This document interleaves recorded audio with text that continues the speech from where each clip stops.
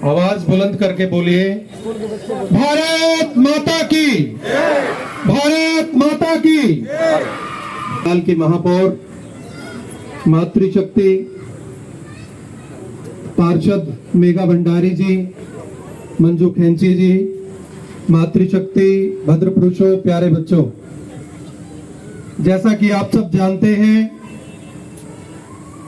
एक महोत्सव चला हुआ है और ये महाउत्सव है चुनाव का।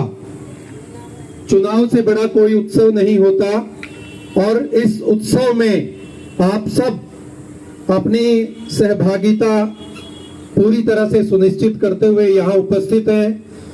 मैं भाई शिवचरण जी की ओर से, जो कि इस कार्यक्रम के आयोजक हैं, उनकी ओर से भारतीय जनता पार्टी के लिए वोट की अपील करने के लिए एकत्रित हुए हैं और भाजपा की पिछले 10 वर्षों में कितनी उपलब्धियां हैं आप सब उससे वाकिफ हैं, आप सब जानते हैं।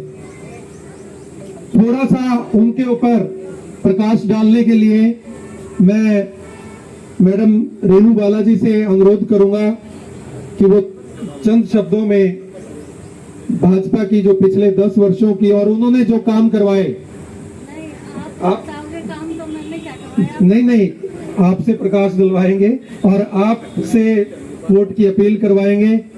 सबसे पहला तो काम यही है कि ये जो कॉलोनियां हैं, इन कॉलोनियों का क्या हाल था आप सब भली भांति उससे परिचित हैं। रास्ता नहीं था, सीवरेज नहीं था, पानी की व्यवस्था नहीं थी, कोई किसी प्रकार की सुविधा यहाँ नहीं थी।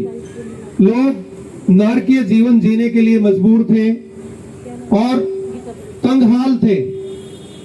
गांव का जीवन यहाँ के जीवन से 10 गुना 20 गुना बेहतर था और लोग यहाँ त्राही त्राही कर रहे थे। ऐसे में भाजपा की सरकार आती है, माननीय मनोहर लाल जी मुख्यमंत्री बनते हैं और उन्होंने इन कॉलोनियों का जो हाल देखा, उनके अंतर्मन में पीड़ा जगी और उन्होंने बीड़ा उठाया और इन कॉलोनियों को नियमित किया, इनको अप्रूव्ड किया और आज आप देखते हैं कि गलियां बन चुकी है, सीवरेज डल चुका है, पानी की पूरी तरह से व्यवस्था हो चुकी है। तो बहुत सारे काम हैं गिनाने के लिए। मैं आपसे कि सरकारी स्कूलों को अगर मैं मुद्दा लूं तो पहले सरकारी स्कूल में बच्चों को हम भेजते हुए डरते थे, मगर आज के टाइम पे सभी सरकारी स्कूल जो है वो हाईटेक हो चुके हैं, स्मार्ट क्लासेस हो चुकी हैं, वहाँ पे डिजी बोर्ड्स लग चुके हैं, वहाँ पे इतनी अच्छी सुविधाएं हैं, अच्छी मिड डे मील्स बन रही हैं, इतनी फैसिलिटी मिल रही है, चाहे वो सड़कों की बात हो, आयुष्मान की कार्ड हो, बीपीएल की कार्ड हो, हर जगह पे निरंतर हमारे माननीय मुख्यमंत्री जी ने और हमारी करनाल की महापौर ने निरंतर विकास करवाया। उस चीज के लिए उनका धन्यवाद करते हैं। और हमें 2 तरह की वोट लगानी है, एक लोकसभा चुनाव के लिए, एक विधानसभा चुनाव के लिए। आप सभी इस चीज का ध्यान रखें कि आपने वोट डालनी भी है और डलवानी भी है। मैं सभी आए मेहमानों का सबका धन्यवाद करती हूँ। बहुत बहुत धन्यवाद। मंजू खेंची जी, प्लीज। बात एरिया की नहीं है, पार्टी से संबंध रखते हैं, आप पार्टी की नीतियों पर बोलिए।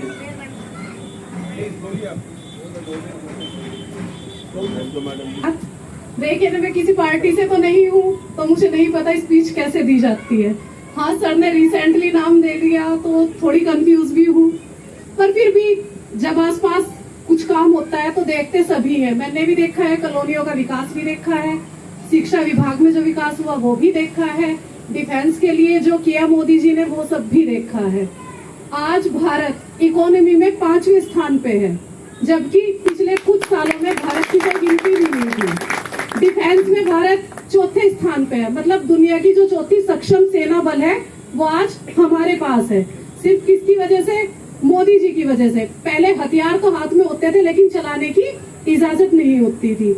आज के टाइम में हथियार है और चलाने की इजाजत भी है। अभिनंदन की वापसी आप सब ने देखी है। सर जी सर्जिकल स्ट्राइक आप सबके सामने हुई है। क्या अगर किसी और पार्टी के टाइम में ये होता तो कोई सर्जिकल स्ट्राइक होती? इससे पहले कभी हुई है? और सर्जिकल स्ट्राइक हुई भी इतने खुफिया तरीके से कि शायद हम जनता को पता भी तब चला जब सब कुछ हो चुका था। मोदी जी ने तरक्की लाई, लेकिन उसके लिए कभी खुद को नॉमिनेट नहीं किया। उन्होंने हर बार हर एक चीज का श्रेय जनता को, आपको, हमें, हम सबको दिया है।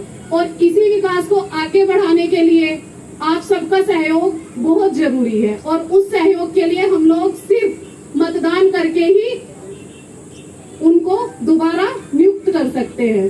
तो आप सबसे अपील है, जितनी हो सके अपने आसपास, अपने दोस्त, अपने सहकारी सबको समझाइए कि मोदी जी ने देश के लिए क्या किया है, ताकि भाव निकल कर आ रहा है कि हमारा करनाल सीएम सिटी था और है और रहेगा। ये ताज बरकरार रहना चाहिए, क्योंकि इस ताज की खूबसूरती के अंदर शहर निखरा और संवरा है।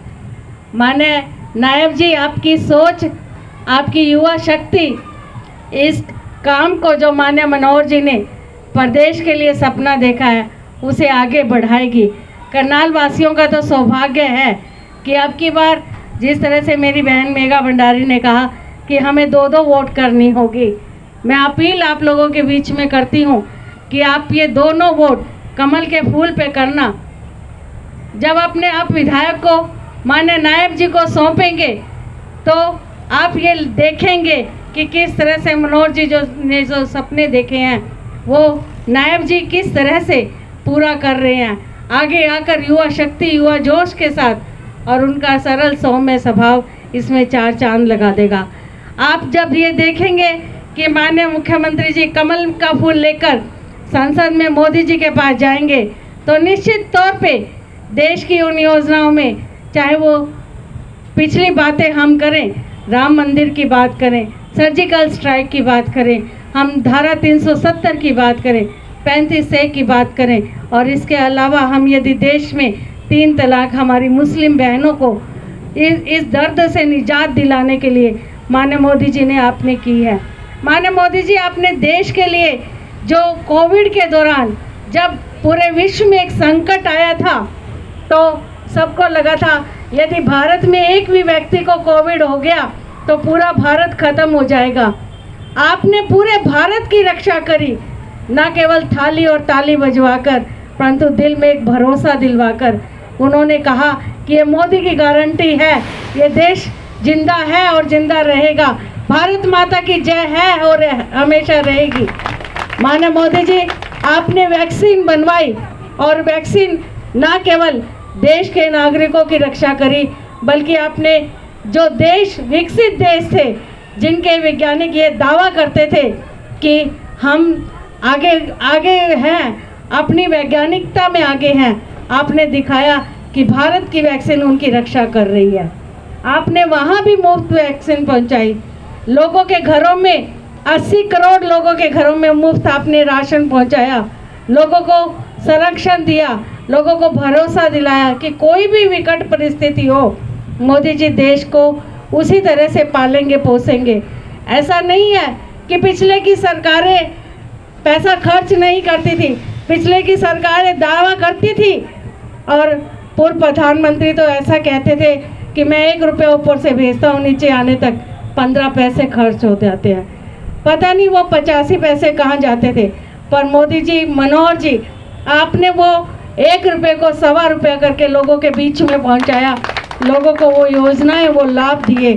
आज हमारी बेटियां पढ़ रही हैं, सुरक्षित हैं, आगे आकर समाज में जिस तरह से अपनी भूमिका निभा रही हैं, ये आपका वो संरक्षण है जो उन्हें इस बात के लिए मजबूत एक सहारा देता है कि हमारी बेटियां शिक्षा ग्रहण करके और आगे नौकरियों में आगे आए, अपने पालन पोषण में आगे आए। माननीय मनोहर जी, आपने जिस तरह से बिना खर्चे, बिना पर्ची नौकरी आपने लोगों को, क्योंकि पहले के लोग नौकरियां जब पाने जाते थे तो या तो उन्हें किसी सिफारिश की ज़रूरत होती थी या बहुत सारे पैसों की ज़रूरत होती थी, पर मनोहर जी ने ट्रांसपेरेंट पॉलिसी से बिना खर्चे, बिना पर्ची नौकरी जिस तरह से आपने मेरिट के आधार पर ये मिलनी शुरू हुई, बच्चों ने भी पढ़ना शुरू करा। बच्चों का भी ये विश्वास हुआ कि जो बच्चे पढ़ेंगे लिखेंगे वही समाज में आगे आकर समाज को में नौकरी पाएंगे। बहुत सारे परिवारों से आज हम मिलते हैं तो एक भरोसा उनका रहता है, और उन्होंने कहा कि हमारे घर में हमारी अप्रोच करने के लिए कोई भी नहीं था। अचानक जब हमने पेपर दिया तो उम्मीद नहीं थी कि हमारी सिलेक्शन हो जाएगी। IPS, IAS, HPS सभी ऐसे हमारे यहाँ पर गरीब परिवारों से बच्चे गए जिनके पास कोई भी अप्रोच नहीं थी। माननीय मनोहर जी, आपने बेटियों को आगे संरक्षण के लिए, चाहे उनको सुकन्या विवाह योजना है, चाहे उनको लाडली योजना है, चाहे उनको बेटियों को पढ़ाने की 12th तक एजुकेशन देने की योजना है, चाहे माननीय मुख्यमंत्री जी आपने बेटियों का, महिलाओं के सम्मान में महिला थाने खोले, महिला थाने खोलकर दुर्गा शक्ति आपने चलाई, जिसमें हमारी बहनों को कहीं भी है फ़ोन कर देती है तो वहाँ पर दुर्गा शक्ति वाहिनी वहाँ पर पहुँच जाती है। आपने डायल 112 शुरू किया, कहीं कोई प्रताड़ना है, यदि वो डायल 112 से हेल्प लेता है तो वो सारे प्रशासन की वो सेवाएं मिलती है और निश्चित तौर पे उनकी प्रताड़ना से उन्हें निजात भी मिलता है। माननीय मनोहर जी, आपने जिस तरह से गलियों का, सड़कों का निर्माण किया, ये बदला हुआ करनाल 2014 में भी आपने करनाल को देखा और 2024 में भी आप करनाल को देख रहे हैं। चाहे आपके ये बाहर की सड़क है, चाहे आपकी GT रोड की सड़क है, चाहे आपकी वो पश्चिमी बाईपास है, चाहे वो आपकी आंतरिक सड़कें हैं, और इसके अलावा जिस तरह से भाई सुरजीत जी ने कहा कि पूर्वी बाईपास भी अब शुरू हो गया है। आने वाले समय में वो हमारा नेशनल हाईवे, जहां हमें यहाँ पर लगता है कि ये सारा शहर अब एक हो गया है। पहले कहते थे GT रोड का पार शहर है और GT रोड का इधर का एरिया गांव है, आज ये पूरा शहर हो गया है। तो एक पूर्वी बाईपास जो बाहर से बन रहा है, उसमें हमें एक दूसरे के साथ जोड़ने के लिए और शहर बनाने में जिस तरह से आपने योगदान दिया है, आपने अपना मार्गदर्शन दिया, उसके लिए आपका आभार है। करनाल के लोग तो हमेशा इस बात के लिए आभारी रहेंगे, ये पार्क बनना या पार्कों में ओपन एयर जिम लगना और विशेष तौर पे ऐसी मेडिकल फैसिलिटीज़ देना, ये सारा माननीय मनोहर जी आपका